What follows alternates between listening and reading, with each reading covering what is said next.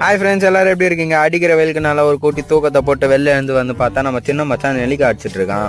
பார்த்துட்டு எப்படி சும்மா இருக்க முடியும்? கடைசி தர கண்டென்ட்னு சொல்லி நம்மளும் மச்சான் கூட ஜாயின் ஆயாச்சு. மச்சான் குழுக்குல நெல்லிக்காய் அவன் தலைமையில வந்து கோமாக்கே போயிட்டாங்க. அப்புறம் என்ன, நம்ம மச்சான் குழுக்குன நெல்லிக்காவெல்லாம் பவுலில் கலெக்ட் பண்ணி அப்படியே அடிக்கிற வெயிலுக்கு சுட சுட வர தண்ணியில் லைட்டாக ஒரு வாசை போட்டாச்சுங்க. அப்புறம் வாழை இலையை போட்டு அப்படியே தேவையான திங்ஸ் எல்லாம் வாழை இலை மேலே அரேஞ்ச் பண்ணியாச்சு. அப்புறம் என்ன, நெல்லிக்காவை அப்படியே உடல்ல போட்டு லைட்டாகவும் இல்லாமல் வெயிட்டாகவும் இல்லாமல் நச்சுன்னு சுமார் 2 இடியை இடிச்சு பவுலுக்கே டிரான்ஸ்ஃபர் பண்ணியாச்சுங்க. திடீர்னு பார்த்தா கோமாக்கு போன நம்ம மச்சான் நம்ம பக்கத்தில் வந்து நிற்கிறாங்க. நமக்கு ஒரே ஷாக். அப்புறம் பார்த்தா நம்ம மச்சான் பசி மயக்கம் தான் கேராட்டு இருக்காங்க.